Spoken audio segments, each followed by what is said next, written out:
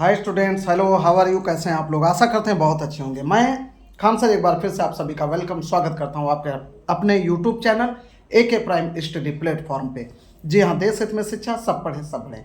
आइए आज एक बार फिर से हम UP board class 10 English literature की बात करने वाले हैं और चैप्टर में हम बात करने वाले हैं चैप्टर 5 की। जी हाँ, chapter 5 glimpses of India, Bharat की एक झलक। ठीक है, तो हम बात करेंगे ग्लिम्पसेस ऑफ इंडिया चैप्टर के बारे में। तो चैप्टर में सबसे पहले इस चैप्टर के 2 पार्ट हैं। एक है अ बेकर फ्रॉम गोवा और दूसरा है कूर्ग। ठीक है, तो आज पहले हम बात करेंगे a baker from Goa chapter के बारे में। तो चैप्टर में सबसे पहले हम क्या कहते हैं ना, चैप्टर की समरी कहानी पता होना जरूरी है, तभी उसके हम क्वेश्चन आंसर निकाल पाएंगे।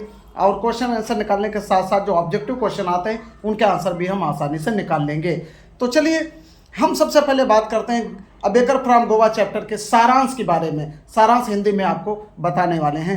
तो सारांश पढ़ाने से पहले, शुरू करने से पहले, क्लास शुरू करने से पहले आपसे निवेदन के चैनल पर नए हैं तो चैनल को सब्सक्राइब जरूर कर लें। एक सब्सक्राइब आपका हमारे लिए मोटिवेशन का कार्य करेगा। ठीक है, तो चलो चलते हैं सीधे क्लास में। सारांश ये है, कहानी क्या है संक्षिप्त रूप में बयां करते हैं। यह एक पारंपरिक गोवा गांव के एक पाव रोटी बनाने वाले की कथा के बारे में, उनके समाज के बारे में बात करता है। क्या है, बुजुर्ग शौक से पुराने पुर्तगालियों और उनके मशहूर पाव के टुकड़ों को आज भी याद करते हैं। जो बुजुर्ग लोग हैं वो याद करते हैं। पुर्तगाली गांव छोड़कर जा चुके हैं, लेकिन कुछ पाव बनाने वाले लोग यहीं रुक गए, यहीं ठहर गए, यहीं अपना व्यवसाय शुरू कर दिए। वो अभी भी पाव केक बनाकर और अपने पाव को सेकने के लिए परंपरागत भट्टियों का जो पहले इस्तेमाल की जाती थी वो भट्टियां आज भी इस्तेमाल कर रहे हैं। लेखक अपने बचपन को याद करता है। पाव रोटी बनाने वाले मित्र, साथी और मार्गदर्शक हुआ करते थे और दिन में 2 बार आया करते थे। जब वह सुबह अपना सामान बेच लेके निकलता था और एक बार जब वह अपनी टोकरी के हर सामान को बेचकर वापस लौटता था। दिन में 2 बार आता था, सुबह और शाम, ऐसा हम कह सकते हैं। और एक बार जब वह अपनी टोकरी के हर सामान को बेचकर वापस लौटता था।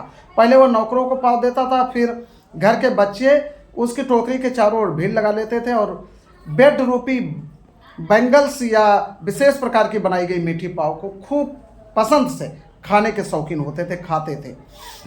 उसके बाद दांतों को बिना साफ किए ही बेड रूपी बैंगल्स खा जाया करते थे और गर्म चाय पीते थे। ऐसा परंपरागत लोगों का काम था वहाँ के। गांव के जीवन में पाव रोटी बनाने वाले का बहुत महत्वपूर्ण स्थान हुआ करता था। कबाई इनके होता क्या था, विवाह या उपहार, बिना डबल रोटी, क्रिसमस का त्यौहार हो, कोई भी फंक्शन हो घर पे, अगर पाव रोटी वहाँ नहीं है तो उसको बेकार माना जाता था, अच्छा नहीं माना जाता था। गांव के जीवन में पाव रोटी बनाने वाले का बहुत महत्वपूर्ण स्थान था। पुराने समय में पाव रोटी बनाने वाला एक विशेष प्रकार की कपड़े पहनता था, पोशाक पहनता था, जिसे कबाई कहते थे, जो घुटने तक लंबी होती थी, फ्रॉक के जैसे लॉन्ग फ्रॉक होती है ऐसे पहनते थे। बाद में उन्होंने यह कमीज और पायजामा पहनना शुरू कर दिया, जो पतलून की पूरी लंबाई से छोटी और नेकर से लंबी होती थी। पाव बनाने वाला संपन्न धनी हुआ करता था। वे, उनके परिवार और नौकर कभी भूखे नहीं रहते थे, क्योंकि इनके पास पैसा बहुत हुआ करता था, अमीर हो गए थे, संपन्न हो गए थे। उनका शरीर देख के, उनका शरीर अच्छा खासा गदराया हुआ बदन देखकर ऐसा पता लगाया जा सकता था कि हाँ ये संपन्न है। उनके संपन्नता का प्रमाण था ये। तो ये पूरी कहानी है, आप कहानी समझ गए होंगे अच्छे से। तो चलिए आज बस यहीं तक क्लास रखते हैं। नेक्स्ट क्लास में फिर आपसे बात करेंगे। तब तक के लिए थैंक्स फॉर वॉचिंग। जय हिंद, जय भारत।